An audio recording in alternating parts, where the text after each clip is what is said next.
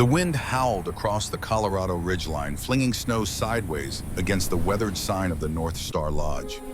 The wooden plaque swung on rusted hinges, its carved star barely visible beneath layers of fresh They're here. powder. Get ready. Inside, What's the Jack play? Sullivan stood alone We hold behind the the line. counter, his No one sleeves gets rolled through. to his elbows despite the chill. A single lamp cast long shadows across the empty room. Jack pulled a small cash box from beneath the bar and tipped its contents onto the scarred oak surface. Bills fluttered like exhausted birds, 2 20s, a 10-3 crumpled ones, and a scatter of coins. He counted twice, though the result wouldn't change. $63. The meager sum seemed to mock him in the dim light. Next to the cash sat a white envelope bearing the bank's insignia in cold blue print. Jack unfolded the notice again, though he'd memorized every word. Final notice of foreclosure, amount due $18,000, deadline 10 days. 10 days until a stranger with a clipboard would come to lock the doors of North Star Lodge, the business he'd built from his Marine savings and sweat. From the back hallway came soft, even breathing. 8-year-old Lily slept curled under the quilt Jack's late wife had sewn, the one patterned with tiny stars that had faded with each washing. He pictured her tumble of chestnut curls against the pillow, and for a moment the tightness in his chest loosened. She couldn't know, not tonight. Maybe not ever, if he could find a miracle. Jack set the envelope aside and reached for a rag to polish the bar top, though it was already clean. The motion calmed him, slow circles over scarred oak, the smell of lemon oil mingling with wood smoke. The North Star had been his gamble after coming home from his second tour, a place for travelers and hunters, built on the promise that even in these mountains, people needed somewhere to gather. For a while, summer tourists and autumn hunting parties had kept it alive. But winters were merciless, and last October's freak storm had scared off the final wave of guests, damaging the roof and draining his repairs budget. The blizzard outside growled louder, rattling windows in their frames. Jack checked his watch, 11:47 p.m. Too late for customers, too early for surrender. His phone buzzed on the counter, a text from Madison Developers development manager. The company had been circling his property for months, eager to acquire the strategic mountainside location for their luxury resort plans. Just checking in on your decision, Jack. Our offer stands until your deadline. Let's not make this more difficult than it needs to be. Jack's jaw tightened. He'd sooner burn the North Star to the ground than sell to those vultures. The lodge wasn't just timber and nails. It was his promise to Emily that he'd build something permanent after years of deployment, a legacy for Lily when cancer took her mother 3 years ago. His phone buzzed again. Remember, foreclosure records are public. Your reputation in town matters. Jack powered off the phone, his throat tight with frustration. Beyond being his livelihood, the North Star supplemented its income by providing meals to road crews and power line workers through winter contracts. Those steady arrangements had helped keep them afloat until the medical bills from Emily's treatment created a hole too deep to climb out of. Now the vultures were circling, waiting for him to fail. As long as I'm breathing, the North Star will never belong to them. Jack thought, his resolve hardening like the ice outside. He stepped to the front window, pushing aside the heavy curtain. Nothing but white chaos met his gaze. The mountain road beyond had vanished under snowdrifts. No one would drive up here tonight. The sudden sound froze him in place. At first, he thought it was the wind shifting ice off the roof, but the rhythm was wrong. A deep mechanical rumble cutting through the storm's howl. Jack strained to listen, his military instincts cataloging possibilities. Snowplow logging truck.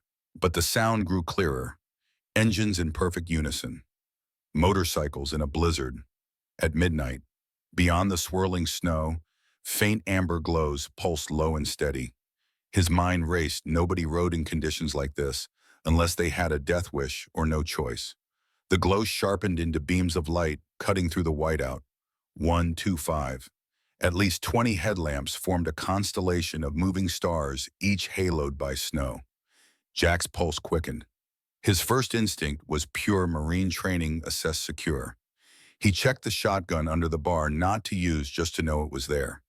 Lily's breathing remained steady in the back room. He'd keep it that way. Through the frosted glass silhouettes emerged riders dismounting their thick jackets, dusted white helmets tucked under arms. At their center, a figure strode forward with unmistakable authority, long black coat whipping in the gale. Even at a distance, Jack caught the flash of silver rings on gloved hands and the confident lift of her chin. The door handle rattled. Then a woman's voice, steady and commanding, cut through the storm. Is anyone inside? We need shelter. 20 of us. Roads closed behind. Jack exhaled slowly, his breath clouding in the cold air. 20 strangers. 20 variables. On a night when the world had already taken everything but his last $63 and his sleeping daughter. A choice waited on the threshold: fear or trust, retreat, or the stubborn kind of hospitality that had once defined the North Star. The blizzard didn't wait for his decision.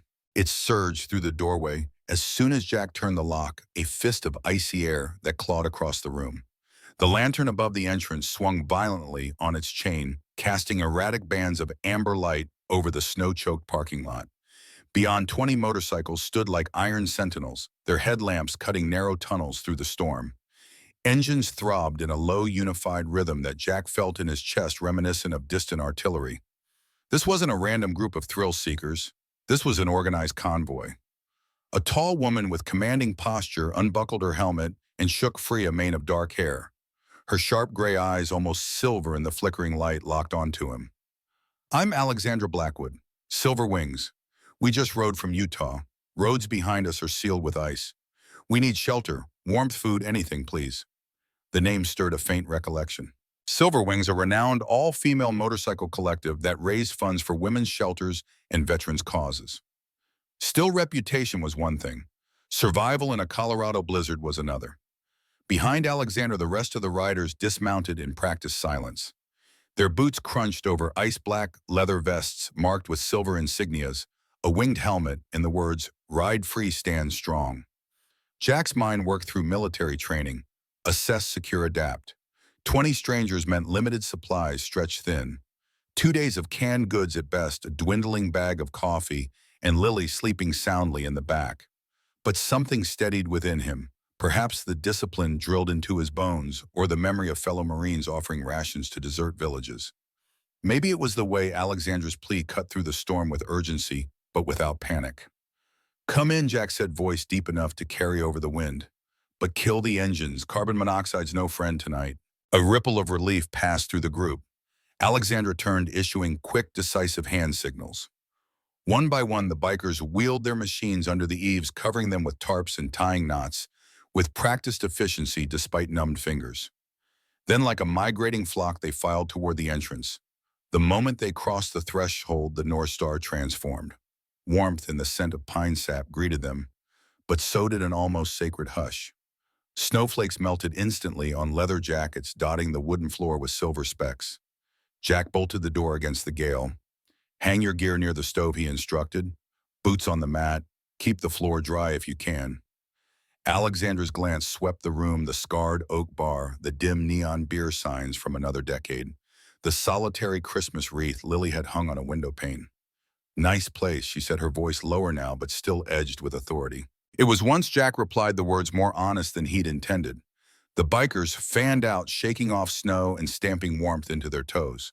Their vests bore embroidered names: Maria Schuyler, Jen Terra, each telling a story Jack couldn't yet read. Some women looked barely 30. Others carried the seasoned calm of riders who'd seen 1,000 highways. Tattoos traced their arms and necks like topographical maps of lives he knew nothing about. Lily's soft footsteps startled him. She appeared in the hallway doorway, quilt draped around her shoulders, eyes wide at the sight of so many strangers. Jack crouched beside her. It's okay, sweetheart. These ladies got caught in the storm. They just need a safe place tonight. A silver-haired biker with kind eyes and a Celtic knot tattoo knelt to Lily's height. Hi there, little one. I'm Maria. We don't bite, promise. Lily's nervous glance shifted to her father. At his nod, she gave a small wave, and the tension in the room softened just enough for Jack to notice. Alexandra removed her gloves and extended a firm, calloused hand. Thank you. We'll pay for every crumb we eat, every drop we drink. Name your price. Jack shook her hand, noting the strength in her grip and a faint scar along her knuckles.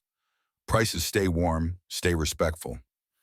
We'll figure the rest later. A murmur of appreciation passed among the riders. Jack moved behind the bar, mentally inventorying supplies. I've got chili fixings, some beans, bread. Coffee, though it's rationed. Beans and bread sound like a feast, someone said, earning a round of appreciative chuckles that brightened the room further. Within minutes, the North Star transformed from a deserted outpost into a bustling refuge. Jackets hung heavy on hooks, boots steamed near the stove, the air filled with the metallic scent of thawing leather and the earthy aroma of chili simmering on the old iron range. Alexandra settled at a corner table, eyes never fully leaving Jack. She spoke in low tones to Maria, who nodded toward the bank envelope Jack had left on the counter without realizing it. He quickly tucked it under the ledger, but Alexandra had already noticed. "You running this place alone?" she asked when he returned with mugs of steaming coffee. "Mostly. My daughter helps when she can." "That's a lot on one man," Alexandra said not unkindly. Jack met her gaze for a long beat, the storm outside hammering the walls.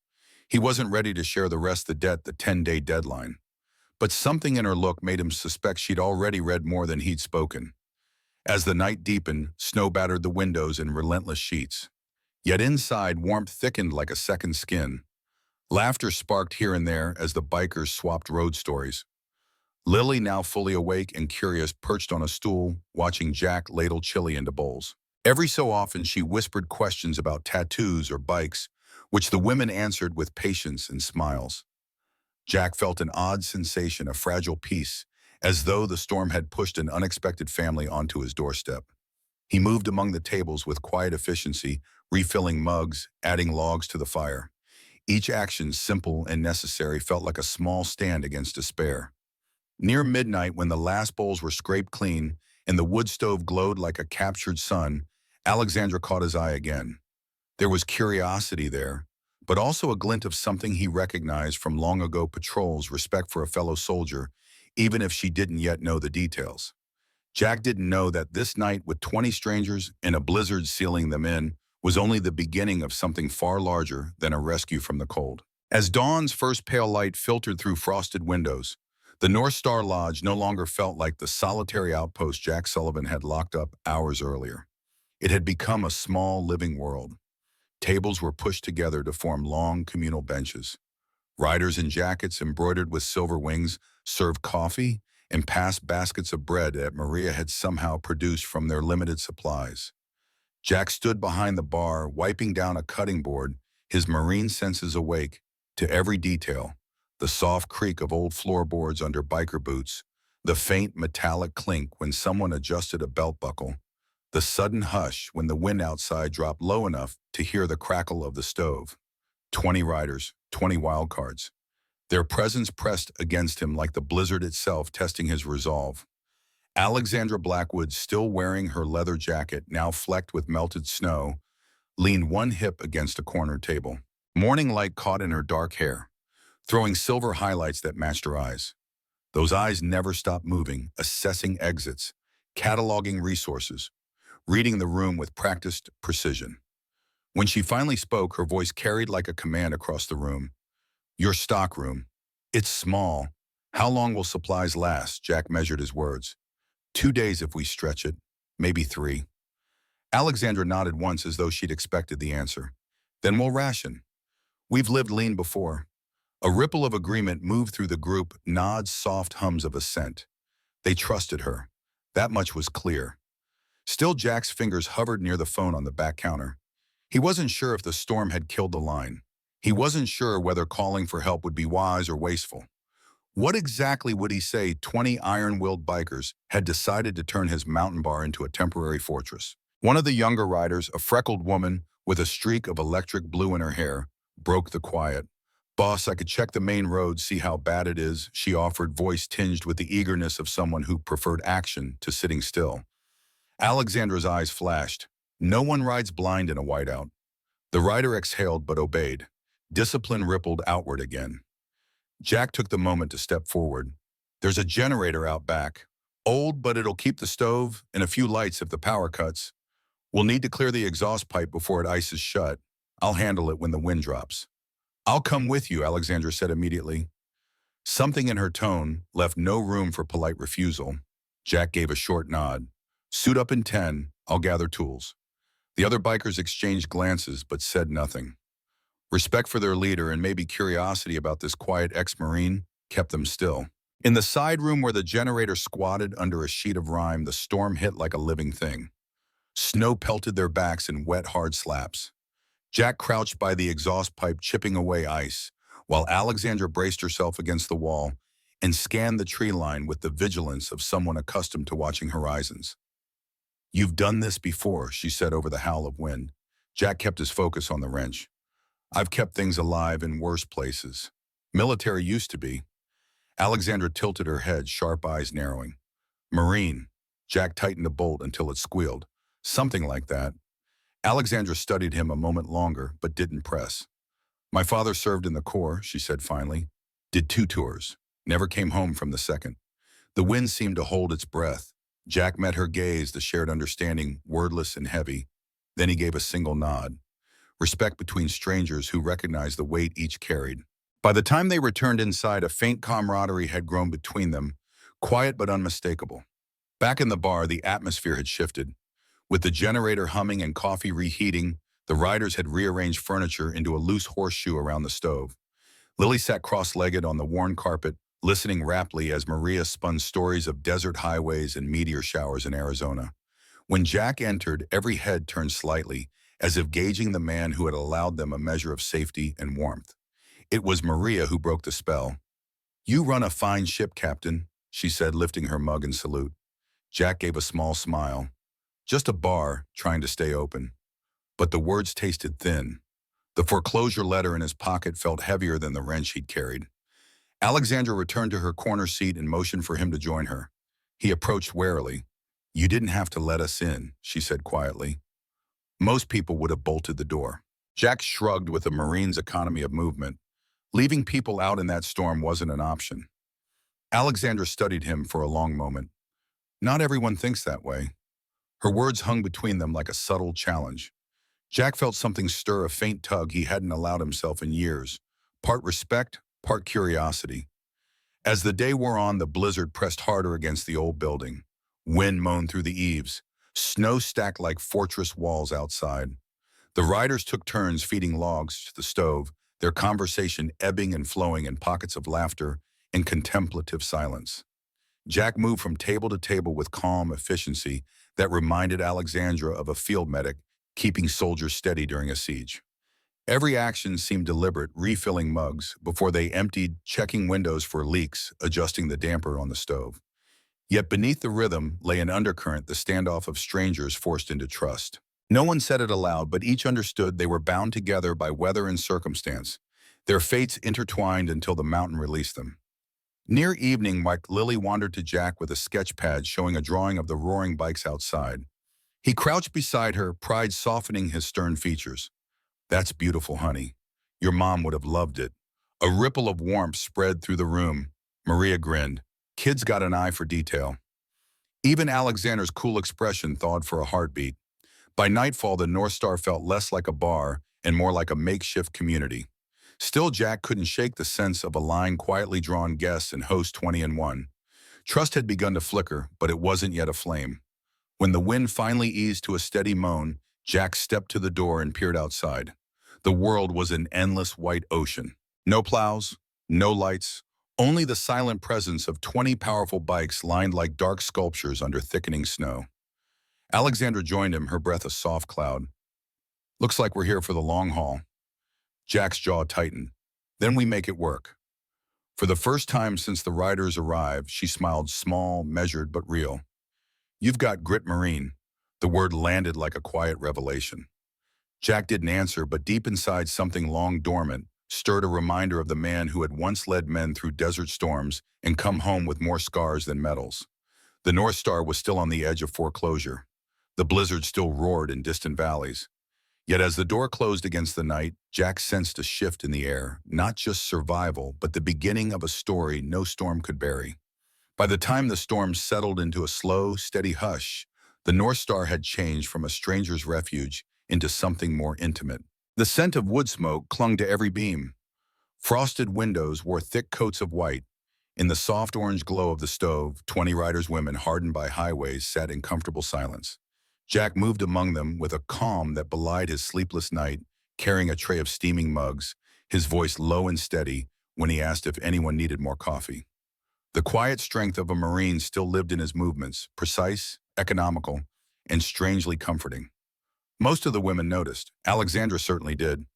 She sat near the corner with her elbows on the table, gray eyes following the man who'd opened his door and shared his scarce supplies without a single demand. When he placed a fresh log in the stove, the sparks leapt like small, joyful spirits. The fire crackled, painting his worn flannel shirt with flashes of copper. For a moment, even the wind outside seemed to pause. "Breakfast," Jack announced, simply such as it is. He set down bowls of chili and beans, last night's ingredients stretched with the last hidden cans from his stockroom. He added a loaf of bread he'd baked days ago, now warmed and crisped in the oven. One of the bikers, a wiry woman called Tara, tilted her head. "You sure about feeding 20 people with your pantry?" "That's got to be the last of it." Jack poured another mug of coffee. "Eat first. I'll worry about the rest." The room fell into an almost reverent silence as spoons scraped bowls and the warmth of food began to settle into cold, stiffened limbs. The humble feast beans, bread, coffee tasted better than any diner meal they could recall. Lily wandered in, rubbing sleep from her eyes. Her hair tumbled in coppery curls, and the sight of so many leather-clad strangers might have sent another child running, but Lily simply blinked, then smiled shyly. "Morning, sweetheart," Jack said, his tone softening. "These are our guests. Ladies, this is Lily." A chorus of greetings rose soft, "Hey there's" and warm good mornings. Maria offered Lily a seat and half of her bread. Lily climbed onto a stool beside her father and looked around with wide-eyed curiosity. "Did you all ride through the storm?" she asked. "Sure did," Maria answered with a grin. "Silver wings don't scare easy." Lily giggled and the sound lightened something heavy in the room. Alexandra watched the exchange, her mind working. She had met plenty of men who wore toughness like armor, but Jack's steadiness was different. He didn't perform strength, he embodied it. There was no swagger, no attempt to impress, only quiet action, feeding, fixing, making sure every stranger was warm. After breakfast, Jack began tending to chores without prompting. He wiped tables, refilled the wood bin, and even mended a loose latch on the front door with a pocket tool. Each task seemed to carry its own silent message: "I will take care of what's in front of me." Alexandra rose to help, but he waved her off with a small, polite shake of his head. "Guests sit, guests help," she countered, but his half-smile disarmed any argument. Near midday, the storm outside slowed to a gentle drift. Through the fog glass, the bikes sat buried under soft mounds of snow, like sleeping beasts. Inside, time stretched easy. The women traded road stories, wild desert nights and Arizona music festivals in Texas, dawn rides along Oregon cliffs. Lily listened as though each tale was a bedtime story, her eyes bright with wonder. When Jack finally sat down with his own plate of reheated beans, Alexandra joined him. "You don't talk much about yourself," she said, stirring her coffee. "Not much to tell." Her brow arched. "I doubt that." He took a slow sip, buying time. "Served a while, got out, opened this place, tried to raise my daughter, right?" That all? Jack's gaze rested on Lily now, drawing with a stub of pencil one of the Silver Wings bikes. "That's all that matters?" Something softened in Alexandra's face. She thought of her own father, a Marine who'd written letters from overseas in the same spare sentences. She wanted to ask more, but she sensed the line he had drawn and respected it for now. As the day lengthened, small acts of generosity multiplied. Maria taught Lily how to fold paper into tiny motorcycles. Tara and Skylar shoveled a path around the generator shed to keep the vents clear. Someone found a deck of cards, and laughter rose from a corner table like warmth itself. Jack joined them only to refill mugs or adjust the stove. Yet his presence anchored the room like a steady bass note under a melody. The North Star, which only hours ago had felt like a fortress against debt and isolation, now pulsed with unexpected life. Still, in quiet moments, worry returned. The foreclosure letter lay hidden under the ledger, its numbers $18,000 in 10 days, burning like an ember he couldn't stamp out. Each kindness he offered, every extra log, every second helping chip at dwindling supplies. But he would not turn away anyone who needed warmth. Alexandra seemed to sense this, catching him alone by the stove. "You keep giving like a man who thinks he'll never run out. That's rare." Jack met her gaze. "Running out doesn't excuse doing less." The simplicity of the answer startled her. For a long beat, she only watched him, the orange light throwing a quiet halo around his worn flannel shirt and the faint scars on his forearms. Outside, the storm began to pick up again, a low, steady drum against the windows. But inside, the North Star Trust was beginning to root in shared meals and unspoken gratitude, in the quiet leadership of a man who asked for nothing in return. As evening fell, Lily presented a handful of small sketches she'd made during the day, tiny portraits of each biker captured with surprising accuracy. One by one, she offered them to the women. "This is for you," she said shyly to Maria. "So you remember today." Maria swallowed hard and hugged the drawing as if it were treasure. The room fell silent, many blinking away sudden moisture from their eyes. Jack stood in the doorway, heart full and aching. He had worried about the last $63 and the debt he couldn't escape. Yet here was his daughter giving away the only wealth that mattered, her innocent generosity, and in doing so knitting strangers into something like family. Alexandra caught his eye across the room and gave a small nod. No words passed, but Jack understood the first real bridge of trust had been built. The wind could rage all it wanted, for tonight kindness was the strongest thing on the mountain. By the second morning of the storm, the North Star felt less like a chance refuge and more like a hidden world suspended in white. Snow still fell in thick curtains, softening every edge of the surrounding pines. Inside, the wood stove hummed, and the air smelled of coffee, leather, and faint pine smoke. The bikers spoke in low, unhurried voices, their laughter an occasional spark in the muffled calm. But Alexandra's mind refused to settle. She sat at the corner table with her boots propped on the rung of a chair, nursing a mug of black coffee. Her gray eyes sharp as winter light on steel tracked Jack Sullivan as he moved through the bar. He was as steady as he had been the night they arrived, brewing coffee, patching a draft in the back door, lifting heavy logs with quiet efficiency that carried a soldier's precision. Every small movement told a story. Alexandra had grown up among Marines. She knew the language of discipline when she saw it, the way he kept his back to the wall, the habit of scanning windows before settling into a chair, the smooth economy of his stride. No wasted energy. These were not traits of a simple bar owner. "Something about him doesn't fit," she murmured to Maria, who sat across from her. Maria, silver-haired and unflappable, lifted an eyebrow. "Doesn't fit how?" Alexandra swirled the coffee, thinking. "Most folks who run a mountain bar talk about the next beer shipment or how the furnace keeps failing. Not about generator vents and rationing like they're running a field camp. And those scars on his forearms, that's shrapnel, not kitchen burns." Maria chuckled softly. "Maybe he's just a careful man." "Maybe," Alexandra said, but doubt lingered. From her seat, she watched Jack kneel beside Lily, helping the girl lace her winter boots. The affection in his touch was unmistakable, protective, yet gentle. Alexandra felt an unexpected tug in her chest. Compassion and discipline rarely live so comfortably in the same man. Her thoughts slipped to her father, a Marine who had never returned from his second deployment. The way Jack tied Lily's boots with quick, neat knots mirrored how her father had secured her shoelaces before every childhood hike. The resemblance ached. After breakfast, the riders busied themselves. Some played cards, others oiled chains or checked bike batteries. But Alexandra remained watchful. When Jack stepped outside to shovel a path to the propane tank, she followed. The air bit at her cheeks and snow squeaked beneath her boots. Jack noticed her approach but didn't pause. "Need something?" he asked without looking up.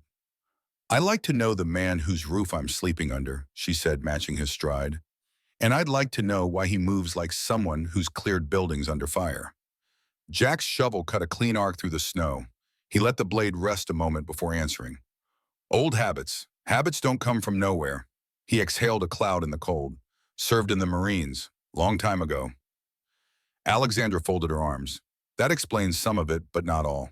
Jack's brown eyes met hers, steady, unreadable. "It's all I care to explain."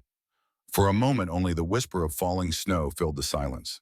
Alexandra wasn't used to being deflected. Most people spilled details under her level gaze, but Jack simply returned to work, every movement deliberate. When they re-entered the bar, the warmth hit like a soft wave. Lily ran up with a drawing of a silver motorcycle, her face bright. Jack crouched to admire it, his expression softening. Alexandra watched closely, searching for any crack in his armor. All she saw was a father's love, fierce and uncomplicated. Still, the puzzle nagged her. She had met men who had passed through fire, some dangerous, some simply wounded. Which was Jack? That afternoon, as the storm eased to a quiet snowfall, Alexandra gathered a few riders to inspect their bikes. The machines were half buried under drifts, chrome dulled by ice. They worked quickly, clearing snow from exhaust pipes and testing batteries. Jack joined them carrying a bucket of warm sand to melt stubborn patches of ice. His instructions were brief and competent, like a platoon sergeant checking equipment. Alexandra exchanged a glance with Maria. Neither needed to say it aloud. Later, while Jack prepared a simple stew from beans and a handful of root vegetables, Alexandra drifted to the bar. She leaned on the counter at ease, following his hands as he sliced onions with swift, even strokes. "You run this place alone?" she asked. "Lily helps when she can," he said without looking up. "No partner, no staff, not anymore." The words were flat, but the pause afterward carried weight. Alexandra sensed a story loss, maybe grief lurking behind those two syllables. She felt the urge to press, but stopped. Something in his posture warned her away like a door gently closed. Instead, she shifted the subject. "You know, most people would have sent us packing. 20 strangers on loud bikes, storm or not." Jack's mouth quirked in a half-smile. "Most people don't live on a mountain where storms kill if you turn folks away." "Still," Alexandra said softly, "that was a lot of trust." "Trust is how people survive," he replied. The simplicity of the statement struck her. It wasn't bravado, it was belief. As evening fell, the group settled around the stove with mugs of hot cider. Lily sat cross-legged on the floor, giggling, as Skylar taught her a biker card game. Maria recounted a desert ride under a sky full of meteors, the bar filled with a warmth that had nothing to do with temperature. Alexandra watched Jack from across the room. He leaned against the bar arms, folded, scanning the gathering with quiet satisfaction.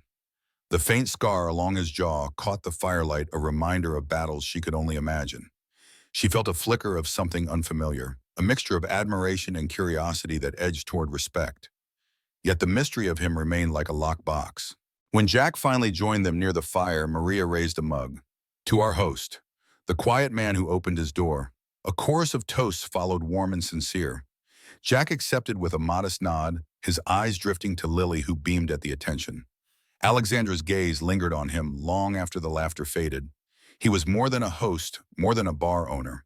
The question was how much more, and why he worked so hard to keep that part hidden. Outside, the blizzard softened into a gentle, endless fall, like feathers from a giant pillow. Inside, unspoken currents deepened. Trust was forming, but so was Alexandra's determination to understand the quiet Marine who had turned a snowbound night into an unexpected sanctuary. She didn't yet know that the answer waited not in words, but beneath a single button of his worn flannel shirt, a secret etched in ink and scar tissue, soon to change everything. Night settled over the mountains like a heavy wool blanket. Outside, the blizzard that had once screamed now murmured in softer tones, but the cold cut deeper than ever. Inside, logs hissed and popped in the stove, sending waves of heat that mingled with the scent of pine sap and slow-cooked beans. Jack stood at the hearth, sleeves rolled to his elbows, carefully stacking new firewood. The room behind him glowed with an almost festive warmth. Mugs of steaming cider on tables. Soft laughter from bikers swapping road stories. Lily drawing elaborate swirls of snowflakes and motorcycles on a scrap of paper. Alexandra watched from her corner seat, eyes narrowed in quiet thought. For 2 days she had studied this man, his precise movements, his unshakable calm, the scars on his forearms. Her instincts, honed by years of leading Silver Wings across unpredictable highways, told her he was more than a bar owner with a gentle heart. But he had offered only hints, served to while old habits. The fire snapped, scattering embers. Jack leaned forward to add another log. As he did, his worn flannel shirt shifted, and for an instant the top button strained open. A triangle of skin bronzed by sun and scarred by time caught the firelight. Alexandra's gaze sharpened. Beneath that glimpse of skin, something darker curved in bold lines. Ink. She rose without thinking. The room's laughter dimmed behind her as she crossed the floor boots, silent on the pine boards. Jack didn't notice her approach, his focus on the stove. When she reached him, the warmth of the fire washed over her face. "Careful," she said softly. "That one's not set right." He turned, surprised but calm. "Thanks, almost done." A loose ember popped, and instinctively Alexandra stepped closer. Her hand brushed his shoulder as she reached to steady a log that threatened to roll. The motion was natural, almost protective, until her fingers brushed the soft edge of his shirt collar and felt the rough texture of something beneath. For a heartbeat, she hesitated. Then with a gentle tug meant to free a caught fold of fabric, she lifted the top button and shifted the collar aside. What she saw made her breath catch. Across Jack's left chest, a sprawling tattoo blazed in black and scarlet ink, the emblem of the United States Marine Corps. The eagle globe and anchor were rendered with striking artistry. Above the crest, the words Semper Fidelis arched in bold serif script. Below, the faint outline of a combat ribbon seemed almost alive under the flicker of firelight. Alexandra's hand froze midair. Her gray eyes widened. Every sound in the room seemed to fall away, cards mid-shuffle, conversations half finished. Only the soft hiss of the fire and the muted breath of the storm outside remained.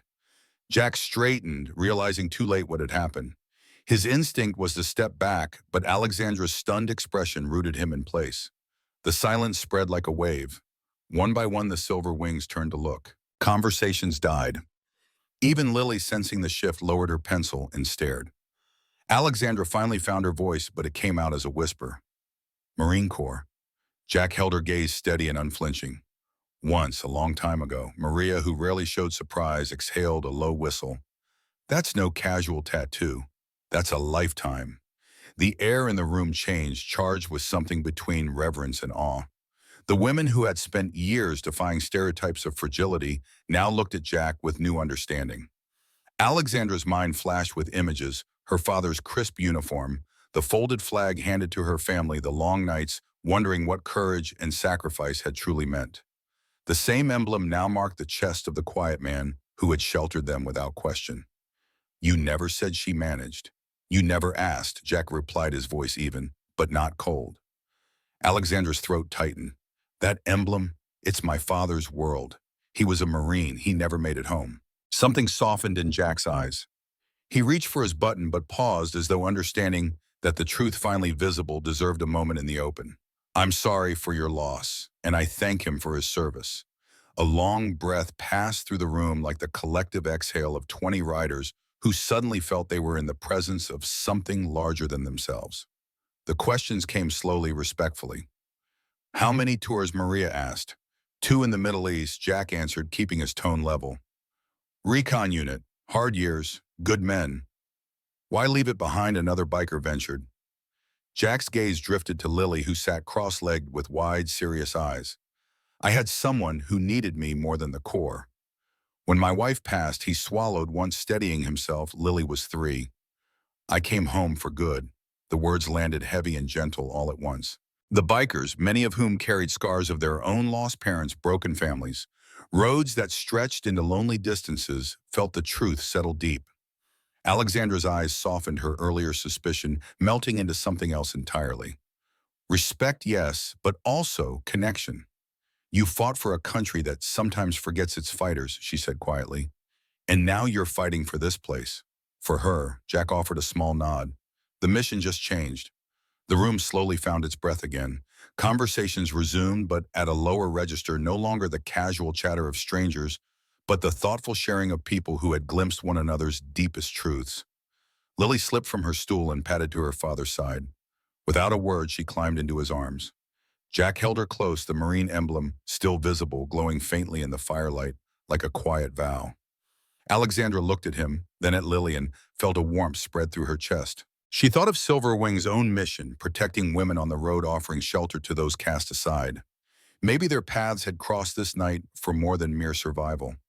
Finally, she spoke, her voice steady. Semper Fidelis. She said the Latin words always faithful, ringing with new meaning. Jack met her eyes and returned the phrase softly, like a promise. The storm outside moaned and shifted, but inside the North Star something unshakable had formed. Not just trust, kinship. The Marine's tattoo, revealed almost by accident, had become a beacon binding a band of wandering bikers and a quiet father into a single unexpected company. And though no one could name it yet, they all felt the same quiet certainty. This night marked the beginning of a bond that would outlast the snow, the mountain, and even the debt waiting in a bank envelope under the bar. The North Star Lodge seemed to breathe differently after the revelation of Jack's Marine Corps tattoo. It was as if the fire in the stove had grown a second heart, pulsing warmth and quiet respect into every corner. The storm outside had slowed to a ghostly whisper, the world wrapped in deep winter silence. But inside, the air vibrated with something new. kinship. Dawn filtered through frost-covered windows as Alexandra Blackwood knelt before the old ham radio she'd retrieved from her saddlebags. Her slender fingers adjusted knobs with practiced precision, the static crackling like distant campfires. Several silver wings gathered around their faces tight with concentration. We need to reach any chapter within range. Alexandra's voice carried authority despite its softness. Especially Utah and Wyoming. They'll have the best access routes once the storm breaks. The radio hissed and popped, occasional fragments of voices breaking through before dissolving back into white noise. Alexander's persistence was unwavering, trying different frequencies, adjusting in the antenna they'd rigged to the highest point of the lodge's roof. Jack watched from across the room, recognizing the focus of someone accustomed to completing missions regardless of obstacles. Lily had awoken early, her small hands busy with paper and colored pencils scavenged from her room. She sat cross-legged beside Maria, the silver-haired rider, whose gentle patience had won the child's trust completely. Under Maria's guidance, Lily's drawings had evolved from simple sketches to detailed renderings of motorcycles and riders. Each completed artwork was ceremoniously presented to its subject, received with genuine appreciation that made the girl's face glow. Jack moved through the kitchen area, mentally calculating supplies. The pantry's meager contents stared back at him: 3 cans of beans, half a sack of potatoes, some flour and coffee. 2 days of food at most, stretched thin among 22 people. He jotted notes on a pad, mapping out ration plans, his military training, transforming scarcity into strategy. "This isn't your first time managing limited supplies, is it?" Maria had appeared beside him, her keen eyes noting his methodical inventory. Jack's mouth quirked slightly. When you've fed a squad in the desert with nothing but MREs and local markets, you learn to make something from nothing. Maria nodded, the silver in her hair catching morning light. "I was a school principal before I retired. 30 years of stretching budgets to feed young minds. Not quite the same as the Marines, but I'd say feeding knowledge to kids takes more courage than any battlefield." Jack replied, something genuine warming his voice for the first time since the bikers' arrival. Their moment of connection was interrupted by a triumphant shout from Alexandra. The radio had finally caught a clear signal. A Silver Wings chapter in Laramie, Wyoming had responded. Jack moved closer, listening as Alexandra rapidly explained their situation. Her words clipped and precise. The location of the North Star, the number of stranded riders, the conditions of the pass, and after a glance toward Jack, the situation with the bank and Madison developers. The voice on the other end crackled with determination. "We can mobilize at least 15 riders with cold weather gear. Maybe more if we tap the Veterans Network. But the roads are still closed at the state line.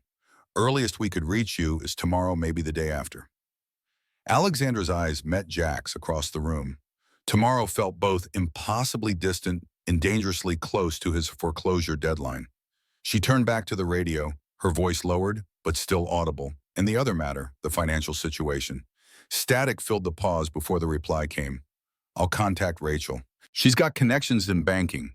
Give me the details and we'll see what we can do. Silver Wings don't leave their own behind, or those who shelter them." Jack's shoulders stiffened. He hadn't agreed to this, hadn't asked for financial rescue. Pride warred with practicality as he turned away, busying himself with stoking the fire. The flames leapt higher, throwing his shadow large against the wall, while 20 pairs of eyes tracked the silent battle playing across his features. Alexandra finished her transmission and approached Jack slowly, respecting the boundary of his silence. "You're angry," she stated simply. "I don't need charity. Good, because I'm not offering any." Alexandra's voice had the edge of steel wrapped in velvet. "What I am offering is alliance. There's a difference." Jack met her gaze, the Marine in him recognizing a fellow commander. "I've fought my own battles for 8 years, since Emily died, since I hung up the uniform. I'm still standing. And now you're facing foreclosure with a child to protect and 20 strangers to feed," Alexandra countered. "No Marine ever won a war by refusing reinforcements. That's not courage, that's pride. And pride makes for poor armor when the enemy's at the gate." The room had gone silent, the other riders pretending not to listen while absorbing every word. Even Lily had paused, her drawing eyes wide with the intuitive understanding of children who recognize when adult worlds are shifting. Several bikers had gathered near the windows, their postures alert as they tracked something moving outside. A vehicle's engine growled in the distance, different from their motorcycle's heavier, more aggressive. Jack moved to the window, wiping frost from the glass with his palm. A black Jeep Cherokee with oversized tires was forcing its way up the snow-covered road chains, biting into ice. "Looks like your enemies arrived early," Alexandra murmured, stepping beside him. Richard Coleman Jack's jaw tightened. Madison Developers' attack dog. The man had been harassing him for months, each offer for the property lower than the last, each deadline tighter. The foreclosure wasn't just bad luck, it was engineered pressure designed to force Jack's hand. The Jeep parked with aggressive precision directly in front of the North Star's entrance, engine running, as if to emphasize its driver had no intention of staying long. A tall man in an expensive North Face parka emerged, his clean-shaven face tight with the concentration of someone navigating treacherous terrain while wearing Italian leather boots never intended for snow. Jack moved to the door, his stance automatically shifting to what Alexandra recognized immediately as a defensive posture, weight, centered hands loose at his sides, chin slightly tucked. She signaled silently to several riders who casually repositioned themselves around the room, creating an invisible perimeter that any military tactician would appreciate. The door swung open, bringing a blast of cold air and Richard Coleman's artificial smile. "Well, well, Jack Sullivan actually has customers." Wonders never cease. Coleman's eyes widened fractionally as he registered the number of women in leather vests, his forced smile flickering as he recalculated the situation. "Just checking on how you weathered the storm." Being neighborly, Jack's face remained impassive. Neighborly would have been a phone call, or not pressuring the bank to foreclose in the middle of winter. Coleman laughed, the sound as hollow as a frozen lake. "Business is business, nothing personal." His gaze swept over the leather-clad women with poorly disguised disdain. "Though I'm surprised to see you've turned the place into a biker hostel. Not exactly upscale clientele, is it?" Alexandra stepped forward, her movement fluid as water, but with unmistakable purpose. She extended her hands, silver rings glinting. "Alexandra Blackwood, CEO of Blackwood Tech. And you must be the representative from Madison Developers we've heard so much about." Coleman's expression shifted from dismissive to calculating in an instant. The tech entrepreneur Alexandra Blackwood, his handshake was too firm, too eager. "What brings someone like you to this establishment?" "My organization, Silver Wings, appreciates authentic American experiences." Alexandra's smile never reached her eyes. "Places with history, character, and proprietors who understand the meaning of service. We've been evaluating potential investment opportunities throughout the Mountain West. Locations with untapped potential." The words hung in the air, pointed as icicles. Coleman's gaze darted between Alexandra and Jack, reassessing the power dynamics he'd assumed upon entry. "Investment opportunity." Here Jack watched this exchange with wary confusion. Whatever game Alexandra was playing, he hadn't agreed to the rules. Yet there was something satisfying about seeing Coleman thrown off his practiced script. Alexandra continued smoothly. "Mr. Sullivan's establishment has exactly the character profile our network seeks. Authentic, veteran-owned, community-centered. We're quite interested in what it might become with the right partnership structure." Coleman's smile returned sharper now. "Well, that's fascinating timing, considering the property's current financial challenges. Perhaps we should discuss possible arrangements. Madison Developers is always open to creative solutions." He reached into his parka, extracting a business card held between two manicured fingers. "My direct line. Call me when you're ready for serious discussion." Alexander accepted the card with practiced indifference. "Of course. Though, I should mention, we're also investigating certain development companies in the region. Due diligence, you understand. We like to know who else might be operating in our potential investment zones." Her smile tightened. "And how they operate." Something flickered across Coleman's face, uncertainty, perhaps concern. "Well, I won't interrupt your gathering. Just wanted to check that everything was functional after the storm. The foreclosure proceedings continue as scheduled, Jack. Unless, of course, something changes." He glanced pointedly at Alexandra before turning toward the door. When the Jeep had disappeared back down the mountain road, leaving nothing but exhaust clouds hanging in the cold air, Jack turned to Alexandra, his expression a storm of its own. "What exactly was that? I don't need you making promises about my property." "I didn't promise anything," Alexandra countered calmly.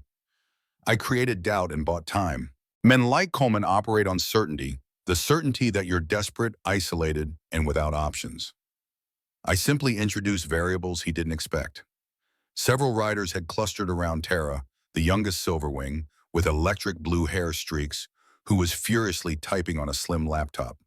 Her fingers flew across the keys, eyes narrowed behind blue-frame glasses. Madison Developers has quite the reputation, she announced to the room. 3 lawsuits in the last 2 years for predatory acquisition tactics, allegations of manipulating local zoning boards, and her eyebrows lifted interesting political donations to officials who later approved their permits despite environmental concerns. Alexandra nodded as if this confirmed suspicions. They targeted you specifically, Jack. This isn't random bad luck. They want this location and engineered the circumstances to force you out. Jack's fists clenched at his sides. I know, they've been circling since Emily died. Started friendly, got less so when I refused to sell. He glanced toward Lily, still absorbed in her drawing, seemingly oblivious to the tension vibrating through the room. The debt is real enough, though. Medical bills, repairs after last year's storm damage. The bank's not wrong about what I owe. Maria had joined them, her calm presence a counterpoint to the gathering storm of anger and determination. Jack, she spoke gently. Sometimes the bravest thing a warrior can do is accept the help of allies. That's not weakness, it's wisdom. Jack looked at the 20 women who had transformed from strangers to something else entirely in less than 48 hours. Their faces reflected a resolve he recognized from his time in uniform, the unspoken pact among those who understood that survival sometimes depended on trusting others to have your back. Alexandra watched this internal struggle with patient intensity. We're not asking permission to help you, Marine. We're informing you of our intention to fight alongside you. The decision isn't whether to accept help, it's whether you'll stand with us or waste energy pushing us away while we help you anyway. A small sound from across the room drew their attention. Lily stood clutching a new drawing. This one showed the North Star Lodge, surrounded by motorcycles with stick figures holding hands in a protective circle around the building. Mommy always said the strongest people know when to hold hands with friends. The simple truth from his daughter's lips broke something open in Jack's chest. He knelt to her level, taking the drawing with careful hands. Your mom was the smartest person I ever knew. And you're just like her. When he stood again facing Alexander and the Silverwings, his decision had been made. If you're determined to ride into this battle with me, I won't stop you. But I need to understand the plan. Alexandra's rare, genuine smile transformed her face. First, we secure communications, then supplies, then reinforcements.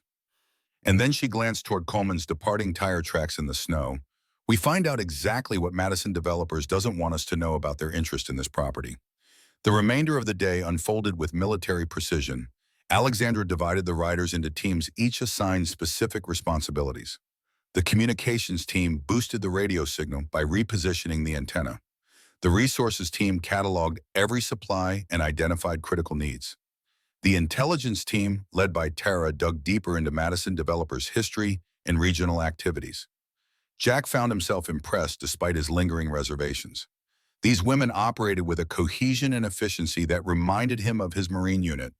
They moved with purpose, communicated clearly, and anticipated problems before they arose. By mid-afternoon, they had a comprehensive situation assessment and the beginnings of a strategic response. Not every Silverwing was immediately on board.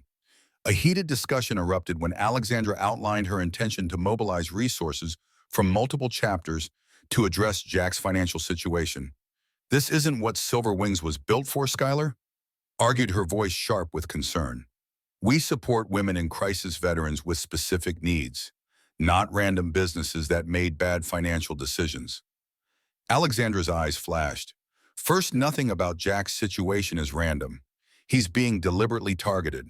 Second, he's a decorated Marine who opened his doors to 20 strangers in a blizzard without hesitation. And third, she stepped closer to Skylar, her voice lowering. This is exactly what my father would have done. The Marine who inspired Silverwings in the first place. The challenge hung in the air between them. Skylar held Alexandra's gaze for a long moment before finally nodding.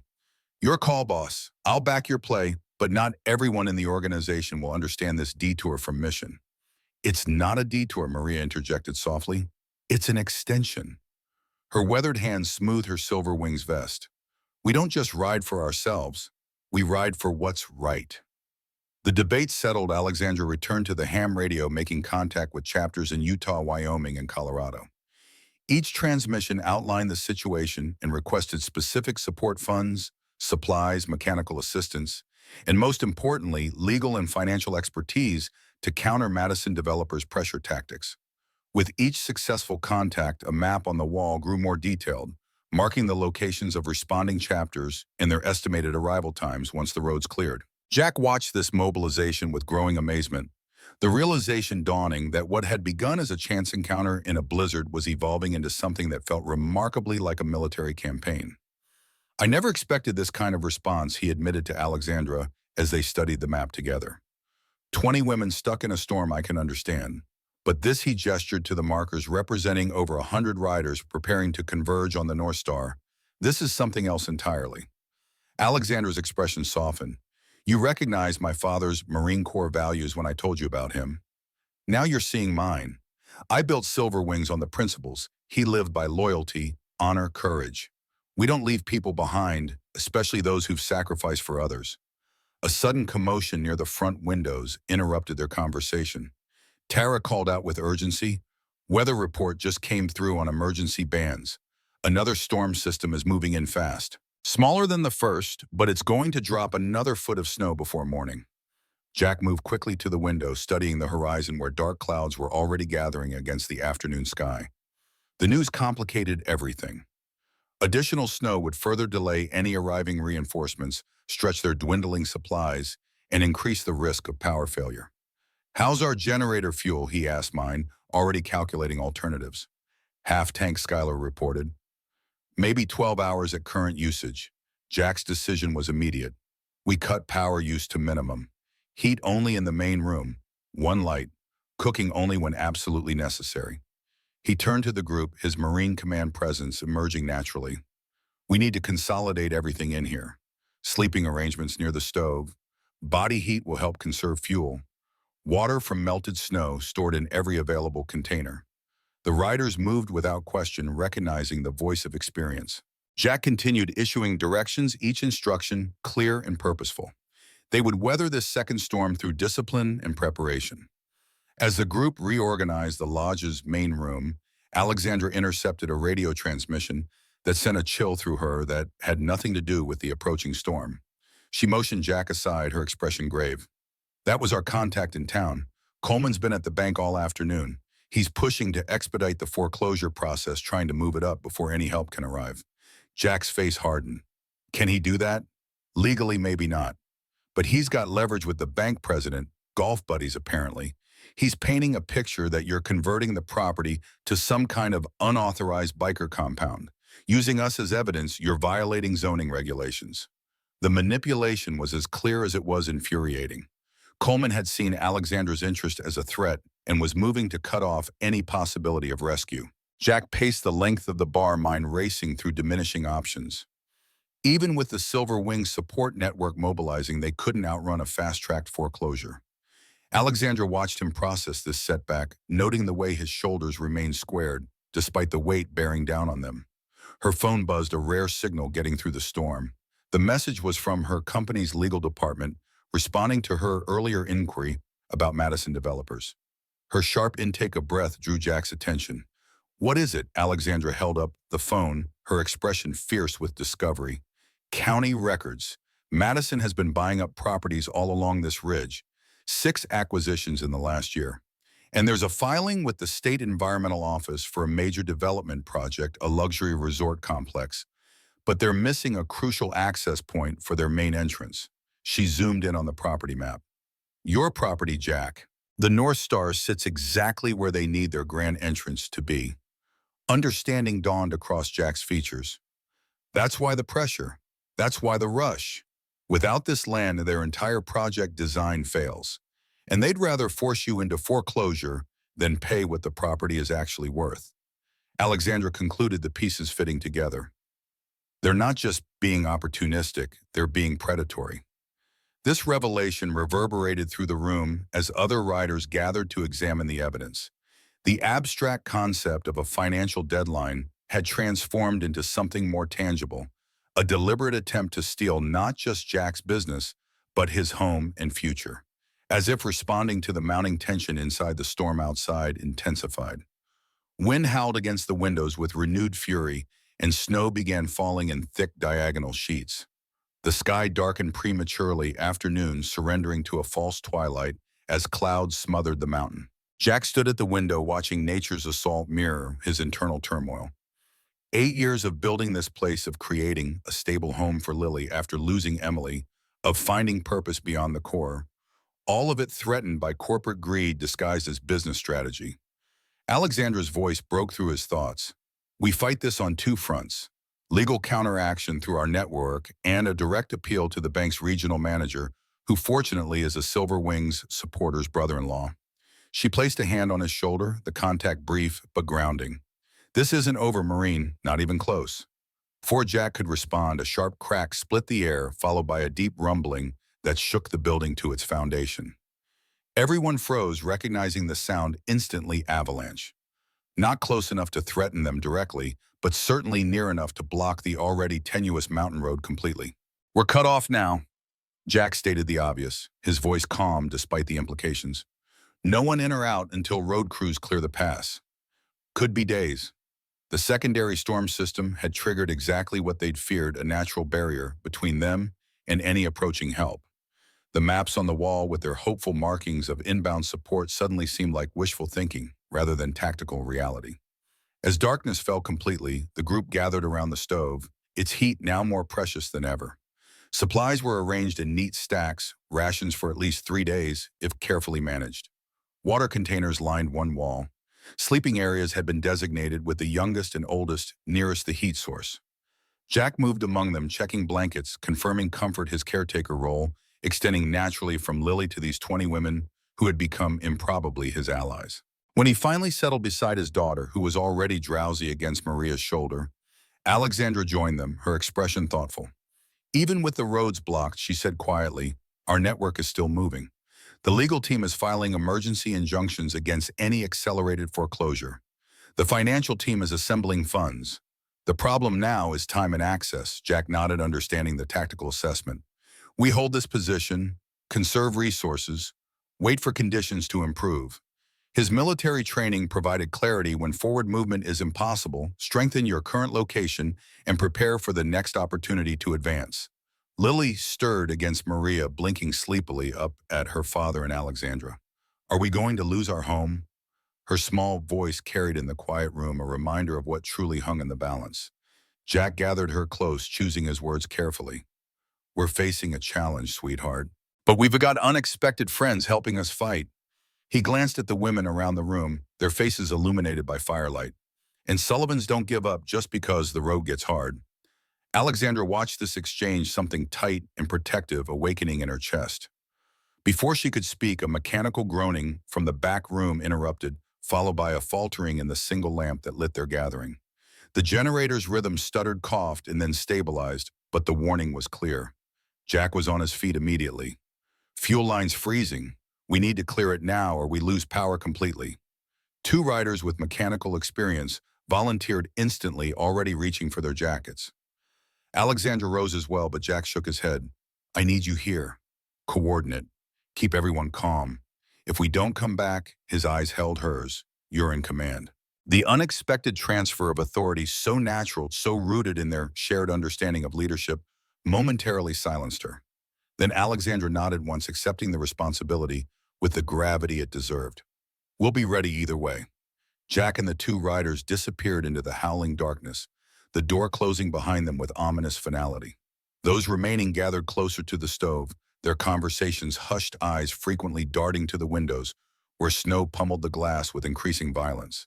Alexandra settled beside Lily, who watched the door with wide, worried eyes. Your dad is very good at fixing things, she assured the child. It's what Marines do. They find solutions when most people only see problems. Lily's small fingers found Alexandra's gripping with surprising strength.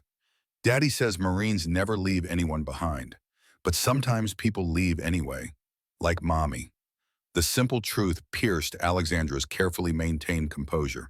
She drew the girl closer, finding words that honored both the fear and the hope.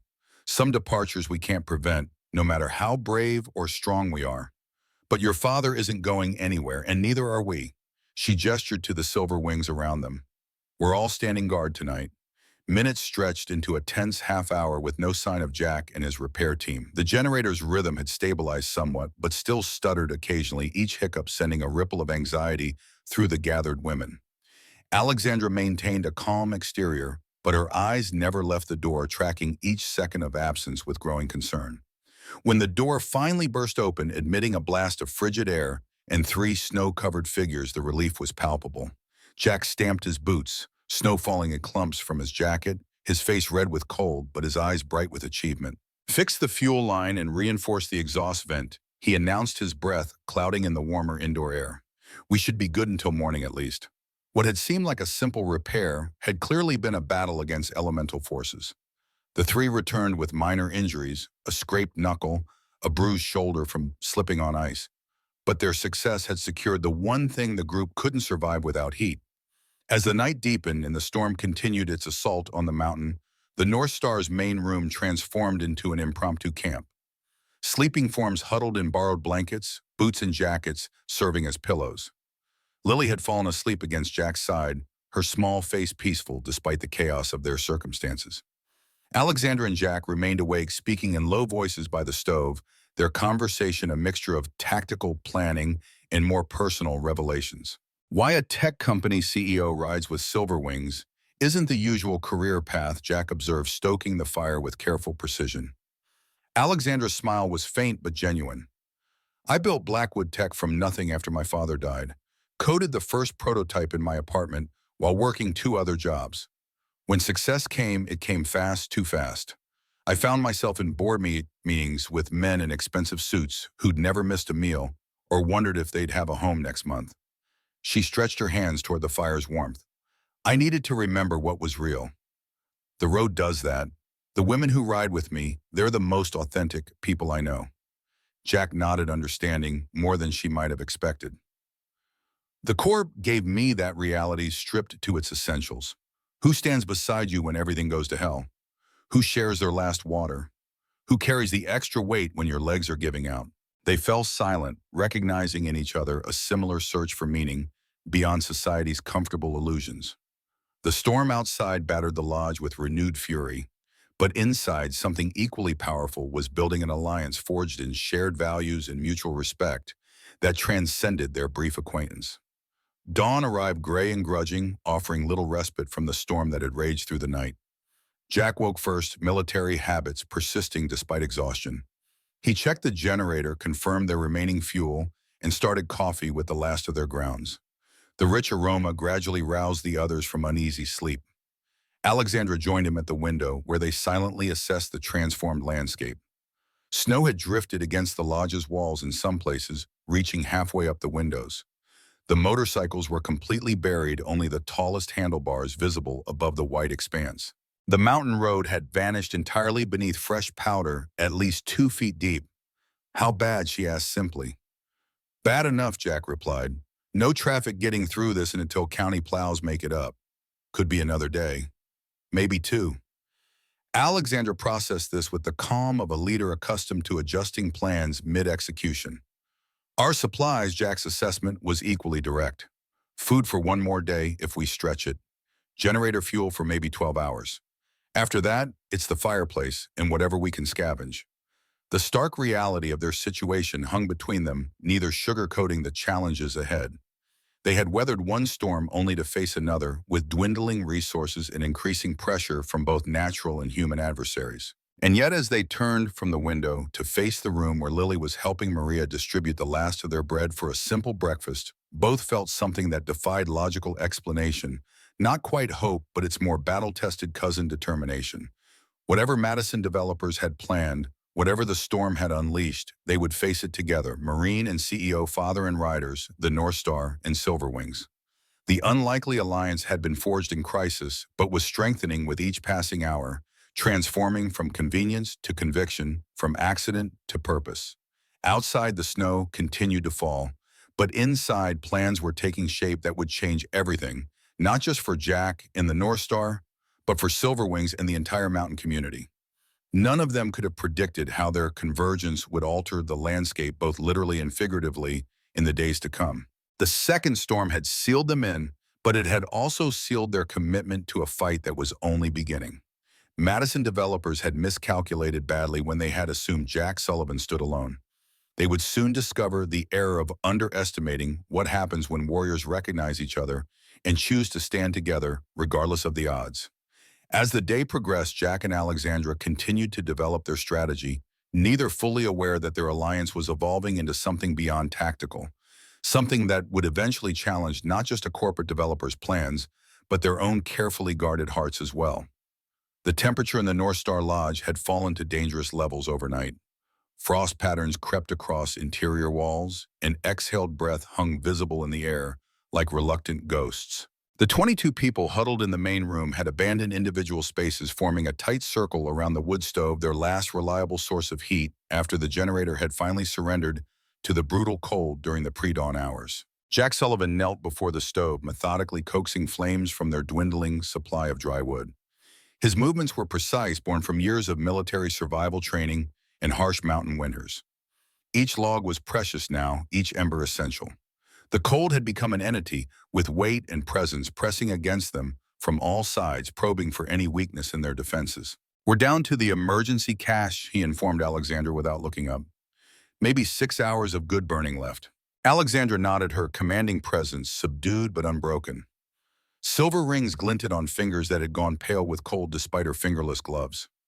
3 Silver Wings riders had already developed worrying coughs, minor for now, but concerning in conditions that would only deteriorate further.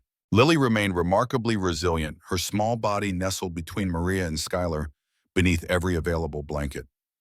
The child's optimism persisted despite their dire situation, her voice occasionally rising to share observations or questions that reminded the adults of the innocence they were fighting to protect. "How cold before pipes freeze?" Alexandra asked, her tactical mind continuously assessing threats. "Already happening," Jack replied, positioning another log with careful precision. "I've drained what I could, left taps dripping. Might save some of the system." The faint crackle of the radio interrupted their exchange, a signal breaking through static for the first time in hours. Alexandra moved swiftly to the device, adjusting dials with fingers that had grown clumsy in the cold. Through sporadic bursts of white noise came a woman's voice, determined and clear. "Approaching from Wyoming side. Plows clearing. ETA approximately 4 hours. 20 riders with supplies. Confirm if you receive." Alexandra's eyes met Jack's across the room, a flash of triumph passing between them. She pressed the transmit button. Message received. 22 souls holding position. Conditions deteriorating. Generator failed. Heating critical. Medical concerns developing. The response came through stronger. Understood. Expediting approach. Bringing medical fuel food. Electrical team included. Hold position. A ripple of cautious hope moved through the gathered women. 4 hours suddenly seemed both impossibly distant and tantalizingly close, the difference between hypothermia and salvation. Jack unfolded a thermal emergency blanket he'd kept in his survival kit, draping it across 3 of the older riders who had begun showing early signs of cold stress. Alexandra joined him, her voice pitched low. "That was Karen from Laramie chapter. If she says 4 hours, she means it. She's Army Corps of Engineers. Doesn't make promises she can't keep." Jack nodded, military instincts, trusting her assessment of a fellow veteran.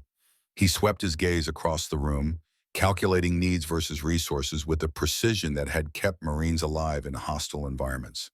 They would need to consolidate, further share more body heat, and possibly move everyone into the kitchen, the smallest space with the best insulation. Before he could suggest these measures, the distant sound of an engine cut through the morning stillness.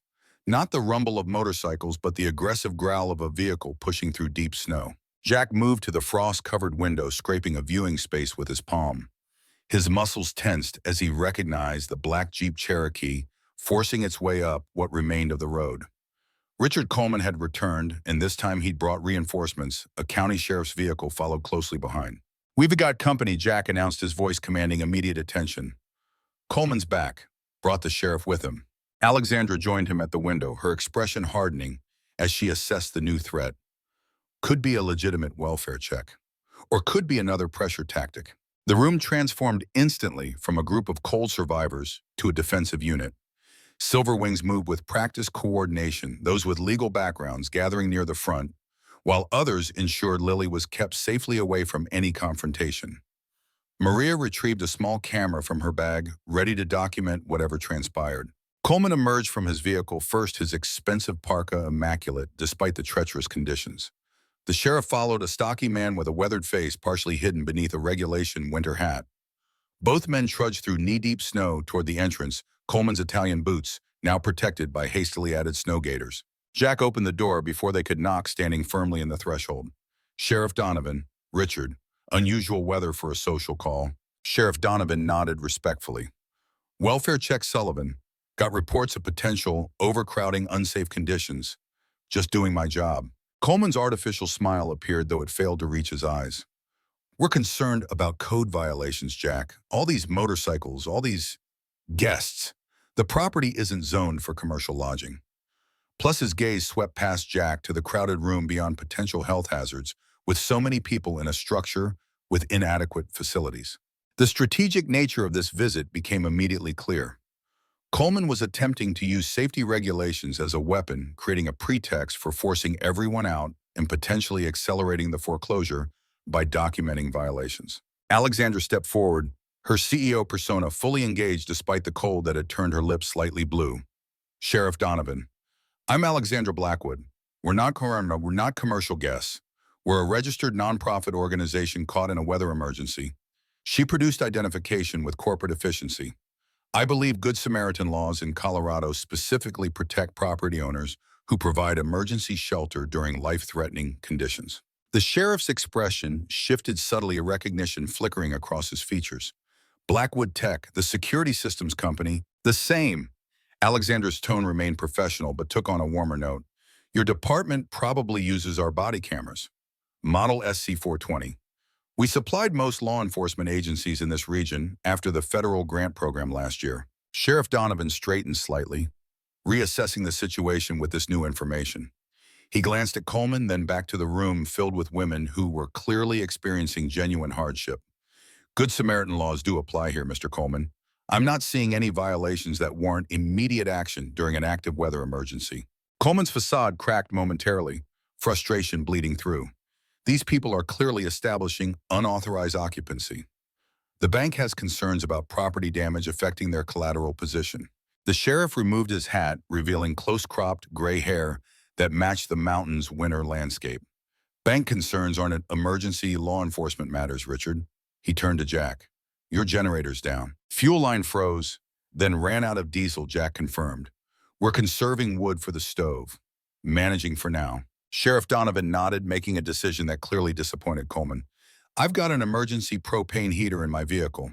Not much, but it'll help until the plows get through. He returned his hat to his head. And I'll radio dispatch to prioritize this location for the county emergency services once the main road is clear. Coleman stepped closer to the sheriff, his voice dropping to an urgent whisper that still carried in the mountain air. Don, we discussed this. The zoning issues alone. The sheriff cut him off with a gesture that carried decades of authority. What we discussed was a routine check on stranded citizens. I'm seeing Americans helping each other survive. That's still legal in my county. He turned back toward his vehicle. I'll get that heater. Coleman remained on the porch, his calculated demeanor slipping further as his plan unraveled. This isn't over, Sullivan. The bank doesn't care about your motorcycle club charity case. Deadline's still deadline. Jack met his gaze without flinching. You might want to worry less about my property and more about what Ms. Blackwood's legal team is discovering about Madison developers' tactics. I hear predatory acquisition strategies are frowned upon by federal regulators. The veiled threat landed with precision. Coleman's eyes darted to Alexandra, who smiled with the confidence of someone who had faced down corporate sharks in boardrooms across the country. I've already submitted preliminary findings to my contacts at the Colorado Attorney General's office. Just routine due diligence for potential investment considerations, of course. Coleman retreated a step, recalculating his position with visible unease. This is still a straightforward foreclosure, Sullivan. Don't complicate it by making unfounded accusations. Alexandra's smile sharpened. Accusations become founded when supported by evidence. Silverwings rides with cameras these days, Mr. Coleman. Every conversation, every interaction documented for safety purposes. She tilted her head slightly. including your visit yesterday and your remarks about engineering financial pressure. The tactical reversal was complete. Coleman had arrived intending to use regulatory authority as a weapon only to discover he had walked into a carefully documented pattern of his own potentially illegal behavior. He retreated toward his Jeep without another word, his body language communicating what his corporate training prevented him from saying aloud. He had been outmaneuvered. Sheriff Donovan returned carrying a small propane heater, seemingly oblivious to the tense exchange that had occurred in his absence. He handed the device to Jack with a nod of professional respect. Not much, but it'll buy you a few more hours. Plows are working from both directions. You'll have road access by afternoon if the weather holds. The sheriff departed with promises to check back once the county emergency teams could safely navigate the mountain. Coleman's Jeep had already disappeared down the snow-covered road, leaving churned tracks that resembled a hasty retreat rather than a strategic withdrawal. Inside, the modest propane heater provided a psychological boost even greater than its actual thermal output. The immediate threat of hypothermia receded, allowing the group to focus on their next challenges. Jack and Alexandra conferred near the radio, which now received clearer transmissions as the storm system finally moved beyond the mountain range. "He's going to escalate," Alexandra observed, keeping her voice low to avoid alarming the others. "Men like Coleman don't retreat, they regroup and attack from another angle." Jack nodded military assessment, aligning with her corporate experience. "But he's rattled, made mistakes, revealed too much about his timeline and priorities. That gives us leverage." Alexandra studied the man beside her. His calm efficiency in crisis, his unflinching confrontation with Coleman, his constant attention to the needs of everyone in his care. In the corporate world, she had encountered countless men who projected strength through aggression and volume. Jack's quieter power was far more authentic and far more effective. The radio crackled again this time, with a transmission from another Silver Wings chapter approaching from the Colorado side. They had coordinated with the Wyoming group and expected to reach the North Star within 3 hours, bringing additional supplies and a portable generator. As if responding to this promise of reinforcements, the weather outside began to shift. The relentless clouds thinned, allowing occasional shafts of sunlight to pierce through and reflect blindingly off the snow-covered landscape. The temperature remained dangerously low, but the clearing skies meant improved visibility for approaching rescue teams. The next hours passed in a blur of preparation. Despite the cold and their exhaustion, the Silver Wings organized the lodge to receive the incoming support efficiently. Lily had taken charge of creating a large welcome banner, directing several riders and transforming a bedsheet into a colorful sign with "Thank you, Silver Wings" painted in bold letters. Jack worked methodically to clear snow from the entrance and create a path to the propane tank, which would need refilling once supplies arrived. The physical labor warmed him temporarily, but his fingers and toes had begun to lose sensation, a warning sign he recognized from survival training. Alexandra joined him outside, her breath creating a frozen halo around her face. "You need to warm up. You're pushing too hard." Jack continued shoveling, each movement precisely calibrated to conserve energy while maximizing effectiveness. "Hypothermia is a slow predator. I can feel it coming. Know my limits." Alexandra took the shovel from his hands with gentle firmness. "Leaders need to model self-preservation, not just self-sacrifice." Her eyes held his, a commander recognizing another's blind spot. "Your daughter needs you functional, not heroic." The simple truth penetrated where arguments would have failed. Jack relinquished the shovel, acknowledging her point with a nod. "She knows what it's like to lose one parent. I won't risk leaving her without another." They returned inside, where Maria had organized a system of gentle exercises to keep everyone's blood flowing without overexertion. Lily demonstrated arm circles with exaggerated enthusiasm, her resilience a beacon that sustained adult morale. Jack watched his daughter, marveling at her adaptability, a quality Emily had possessed in abundance. The grief that usually accompanied thoughts of his late wife felt different now, tempered by new connections forming in this crucible of crisis. The distant sound of engines broke through the relative quiet, not one or two, but many growing steadily louder. Jack moved to the window, his heart accelerating at the sight that greeted him. A convoy of vehicles approached from the direction of the main highway: motorcycles, with sidecars modified for snow travel, four-wheel drive trucks with chains, even a small snowplow leading the formation. Alexandra joined him, her composed demeanor cracking slightly as emotion broke through. The Silver Wings cavalry had arrived, and they had brought an army. The next hour transformed the North Star Lodge from a desperate outpost to a hive of focused activity. The first riders through the door carried insulated containers of hot food medical supplies and fuel for both the generator and the propane tanks. Behind them came technical specialists with tools and replacement parts, followed by riders bearing warm clothing blankets and batteries for communications equipment. The reunion between Alexandra and her extended Silver Wings family carried the intensity of warriors who had feared for their comrades.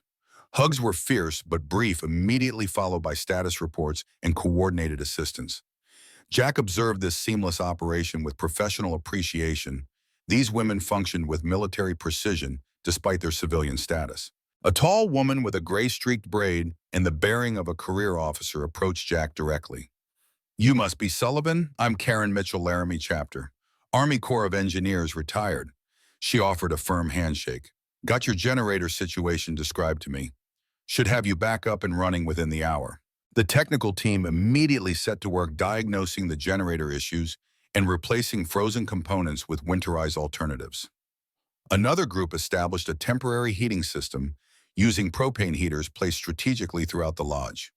Medical personnel checked each person for signs of hypothermia or frostbite, paying special attention to the most vulnerable.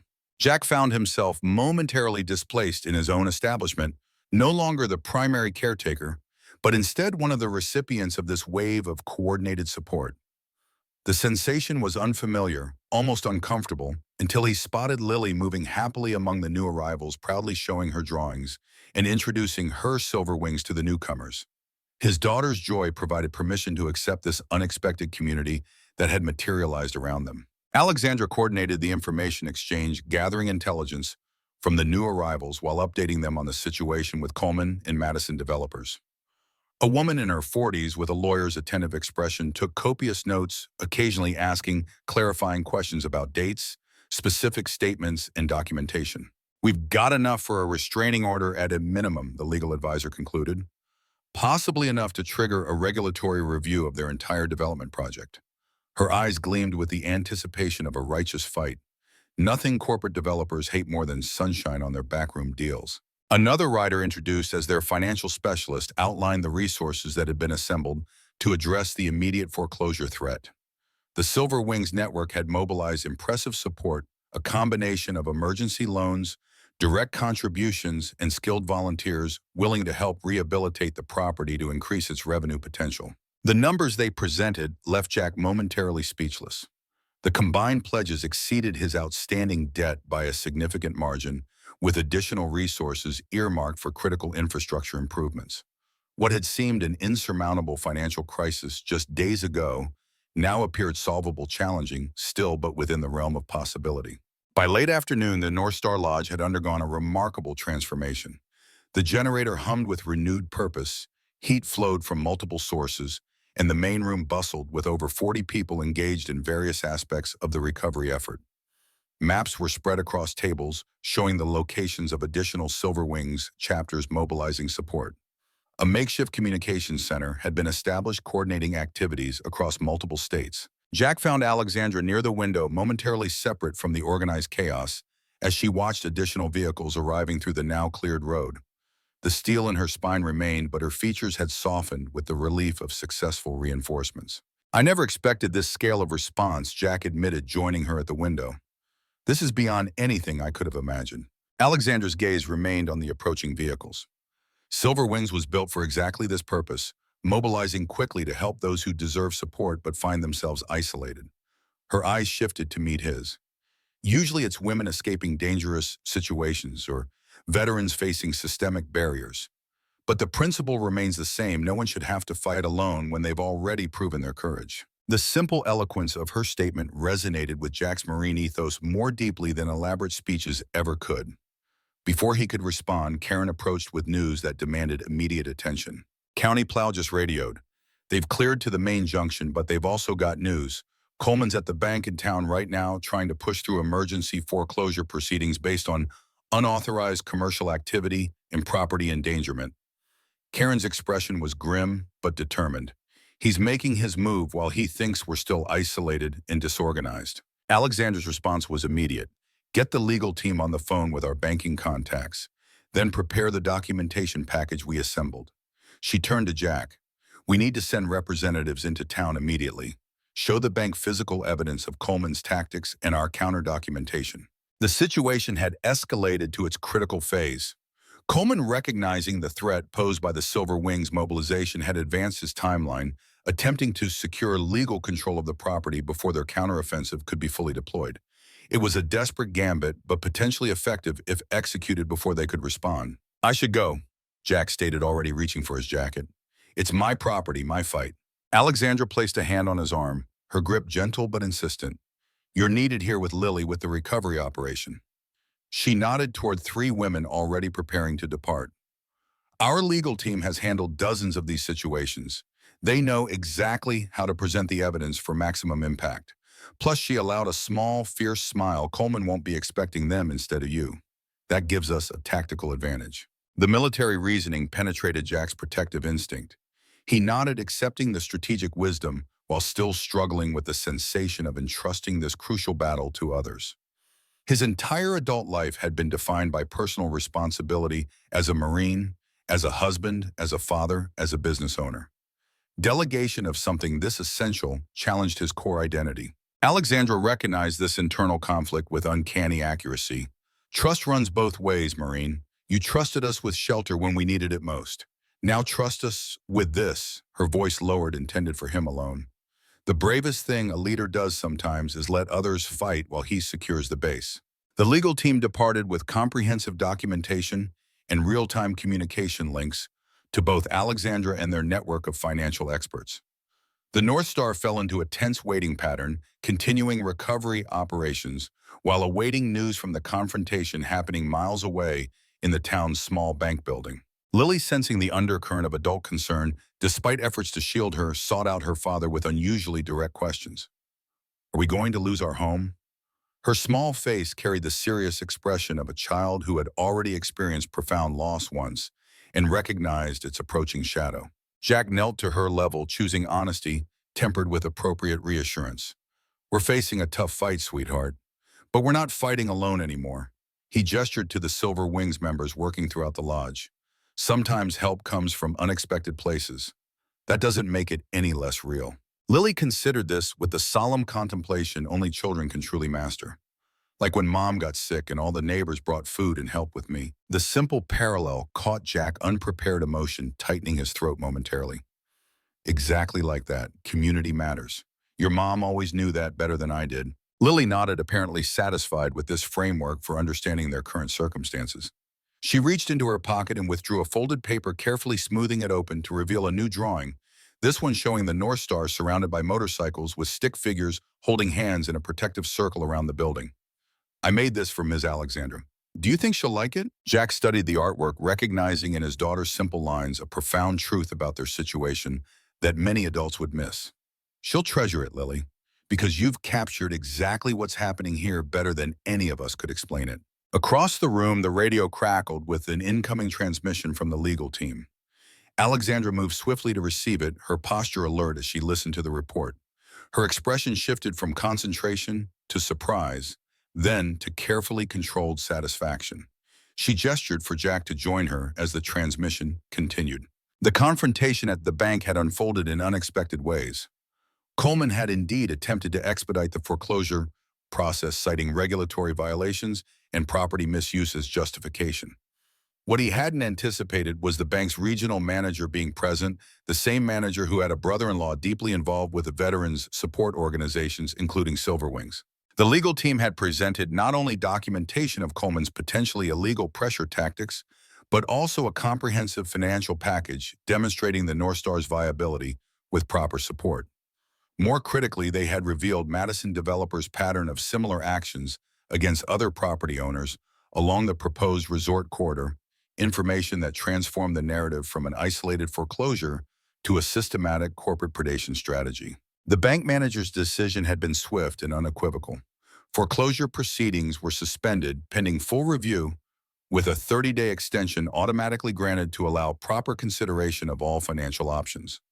Coleman's protest had been cut short by the manager's pointed question about whether Madison developers would prefer to address these issues in a private banking review or a more public regulatory investigation. As Alexandra relayed this information to the assembled group, a cheer erupted that seemed to shake snow from the eaves outside. The immediate threat had been neutralized. They had secured precious time, not complete victory, but a critical defensive position from which to launch their counter-strategy. The celebration that followed carried the infectious energy of warriors who had faced annihilation and found reprieve. Food was shared, stories exchanged, and bonds strengthened between people who had been strangers just days before.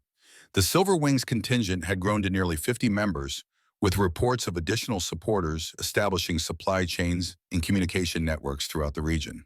As evening approached, Jack found himself momentarily alone on the porch, watching the sunset paint the snow-covered mountains in shades of amber and gold. The temperature remained bitterly cold, but with the restored heating systems, proper supplies, and reinforced community, the bite of winter had lost its threat. Alexandra joined him, offering a steaming mug of coffee, real coffee, not the rationed brew they had subsisted on during the crisis. They stood in companionable silence for several minutes, each processing the dramatic reversal of circumstances in their own way. "It's not over," Jack observed, finally his tactical mind already looking beyond the immediate victory. "Coleman and Madison won't abandon their plans because of one setback." Alexandra nodded, her breath creating crystalline clouds in the frigid air. This was just the first engagement. They'll regroup, try different angles, look for new vulnerabilities. That's how corporate predators operate.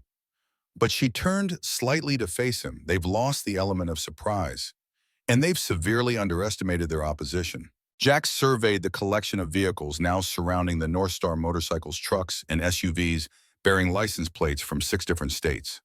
The impromptu community that had formed inside represented something powerful, something Coleman's financial algorithms and corporate strategies had failed to account for in their calculations. What happens when the road's fully clear?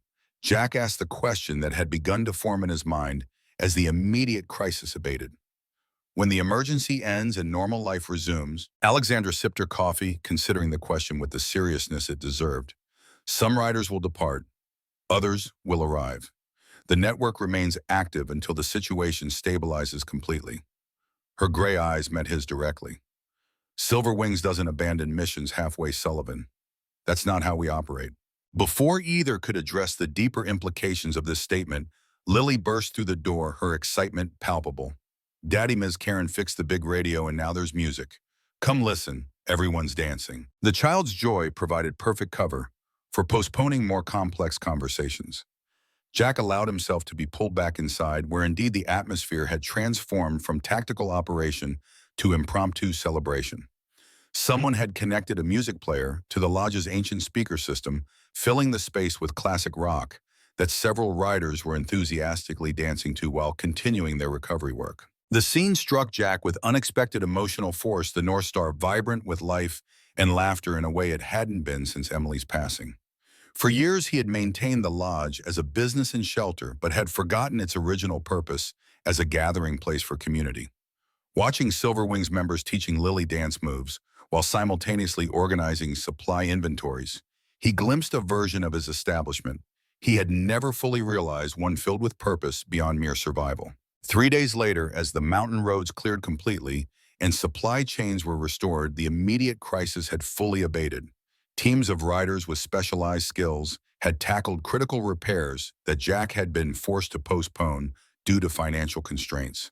The leaking roof was properly sealed, electrical systems upgraded, and plumbing issues addressed with professional efficiency. Others had focused on enhancing the lodge's commercial potential, developing marketing strategies, targeting the motorcycle community as a specialized niche that complemented the existing hunter and outdoor enthusiast clientele. The evening was winding down after another day of intense activity. Many riders had departed for their homes or moved on to other chapters, but a core group remained committed to seeing the North Star's transformation through to completion. Jack found Alexandra on the newly cleared deck, watching as the last light faded from the sky and stars began to appear in the crystal-clear mountain night. "Have you given any thought to what happens next?" she asked without preamble. "Your bank extension is good for 30 days. Madison Developers isn't going away. They need this property too badly to surrender after one defeat." "I've been thinking about it nonstop," Jack admitted. "The financial package your team assembled is solid. I can clear the debt and have enough for critical upgrades. But long-term sustainability is trickier. Winter seasons are harsh up here, We need a steadier revenue stream. Alexandra leaned against the railing, her profile outlined against the darkening sky. What if the North Star became something new?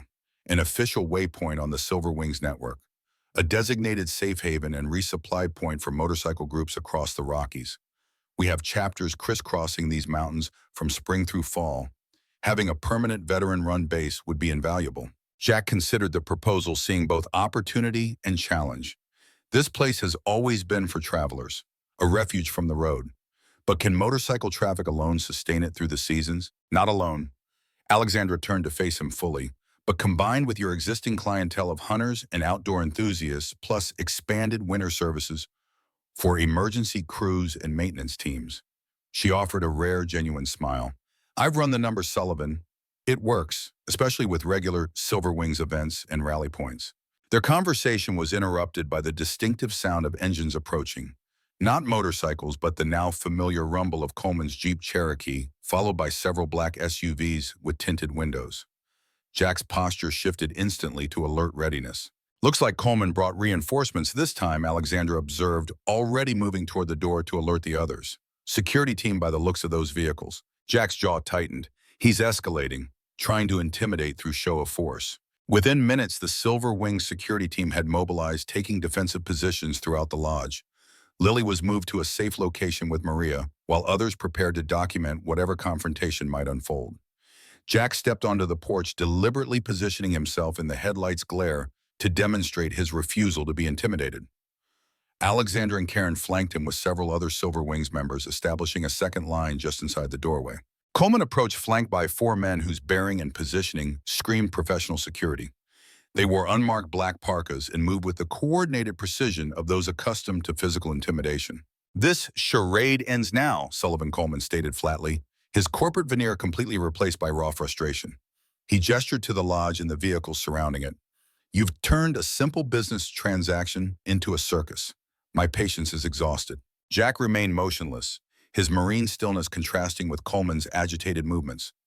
Your bank didn't seem to consider it a simple transaction once they had all the facts. Perhaps you should reconsider your approach. Coleman stepped closer, lowering his voice, though the intensity increased. Madison Developers has invested millions in this development corridor. We have commitments to investors to the County Economic Development Board. His gaze flicked to Alexandra and back. Do you really think your motorcycle club charity case changes anything? I can outlast whatever temporary funding they have arranged. Alexandra's voice cut it through the night air with precision. Madison's funding structure is leveraged against land acquisition completion by third quarter. Your investors in Chicago and Dubai are already nervous about the delays. Her smile contained zero warmth. Did I mention I sit on an investment board with your primary financier? Amazing what comes up in casual conversation. The calculated revelation landed visibly, Coleman's confident posture faltering momentarily. The security contractors exchanged glances, sensing the shift in power dynamics. This property will be part of Blue Ridge Resort one way or another, Coleman stated flatly. The economics are inevitable. All you're doing is delaying while driving up costs for everyone. Jack studied Coleman with the careful assessment of someone who had evaluated enemy combatants in multiple conflict zones. He recognized the desperation beneath the bluster, a man whose professional reputation and financial future were increasingly tied to a specific outcome that was slipping from his control. There's always another way, Jack replied, his voice calm but carrying. One that respects what's already here instead of destroying it. One that builds community instead of displacing it. Coleman laughed, the sound harsh in the cold mountain air. Community, this failing bar in the middle of nowhere. His gesture encompassed the North Star with dismissive contempt. Don't overestimate your importance, Sullivan. You're a rounding error in the economic projections. From the doorway behind them came a small voice, clear and unexpected. This is our home. Lily had appeared between 2 Silver Wings members, her expression solemn as she surveyed the confrontation. And these are our friends. The simple declaration from a child shifted the emotional temperature instantly. Coleman's security team looked distinctly uncomfortable, their professional detachment compromised by the presence of an 8-year-old defending her home against grown men in the night. Coleman recognized the public relations disaster unfolding and retreated a step, recalibrating his approach. My dispute isn't with you, young lady. Business matters are complicated. Sometimes change is necessary for progress. Lily regarded him with the unfiltered assessment, only children can truly deliver. My dad says progress that hurts people isn't really progress. It's just greed wearing a nicer coat. The devastating simplicity of her statement hung in the air, impossible to counter, without appearing morally bankrupt. Coleman's face flushed with a combination of embarrassment and anger. He gestured sharply to his security team, who began retreating to their vehicles without requiring explicit instructions. "This isn't over," Sullivan Coleman stated, the threat in his voice undermined by his tactical retreat. "The economics don't change because you've got temporary support." Jack remained motionless until Coleman had returned to his vehicle, the small convoy reversing course down the mountain road with less coordination than their arrival had displayed. Only when the last taillights disappeared around the bend did he turn to find Lily and lift her into a protective embrace. "Sorry, Daddy. I know I am supposed to stay inside when there's trouble, but I heard that man being mean about our home." Jack held his daughter close, pride overwhelming any impulse to reprimand her for the rule violation. "You spoke the truth, Lily, just like your mom always taught you to do." His voice softened further. "She would have been so proud of you tonight." The confrontation had been brief but significant. Coleman's attempt to intimidate through show of force had backfired dramatically, undermining his position while strengthening the bonds between the North Star and its defenders. Over the following weeks, the transformation of the North Star accelerated. The Silver Wings network continued to provide resources, expertise, and a steady stream of visitors that helped establish the lodge's new identity. Legal pressure mounted against Madison developers as evidence of their predatory practices was submitted to regulatory authorities.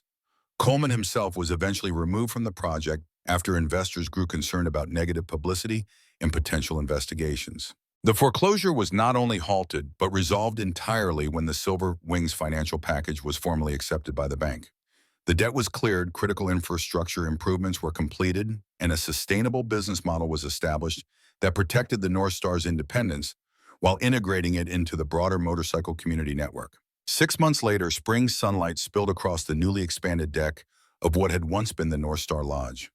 The freshly painted sign above the entrance now read "Steel Refuge" in bold lettering with smaller text beneath, "Where all roads lead home." The parking area had been expanded and professionally graded, accommodating both cars and a substantial number of motorcycles arranged in neat rows. Weekend visitors filled the main room, a diverse mixture of motorcyclists, hikers, taking advantage of the mountain trails, and locals who had discovered the establishment's excellent food and welcoming atmosphere. The interior had been tastefully renovated, maintaining its rustic character while adding modern amenities and subtle motorcycle-themed decorative elements that made it a distinctive destination on popular riding routes. Jack Sullivan moved through the crowded space with the relaxed confidence of someone who had found his purpose anew. He stopped to chat with customers, checked in with the small but efficient staff he'd been able to hire, and occasionally glanced at the framed photographs now decorating the walls, images documenting the remarkable transformation that had begun during a desperate blizzard. Lily darted between tables, now comfortable in her role as the unofficial junior ambassador of Steel Refuge. Under Maria's tutelage, who had decided to stay on as a permanent fixture at the lodge, her artistic talents had developed remarkably, and her drawings, professionally framed, had become a distinctive feature of the establishment's decor. The rumble of a familiar motorcycle engine announced a much-anticipated arrival. Jack moved to the entrance, his heart lightening at the sight of Alexandra dismounting her bike. Her visits had become more frequent over the months, each stay a little longer than the last, as her connection to both the Steel Refuge and its owner deepened beyond professional alliance. "How's Seattle surviving without you?" Jack asked the question, carrying their private joke about her increasingly extended absences from Blackwood Tech's headquarters. Alexandra's smile reached her eyes, a transformation Jack had watched unfold gradually over their months of collaboration. "The executive team is discovering they can function without my physical presence for more than 48 hours. Revolutionary concept in corporate America." As they moved to what had become their usual table overlooking both the interior and the mountain views beyond, Jack felt the weight of a decision he'd been considering for weeks. Before he could speak, Alexandra placed a folder on the table between them. "The board approved it yesterday," she said without preamble. "Rocky Mountain Regional Office. Blackwood Tech will establish a permanent presence in Colorado, focused on outdoor security systems and emergency communications technology." Her eyes met his, steady and certain. "I'll need to be here at least half-time to oversee it." The implication hung between them another step in the gradual convergence of their separate worlds.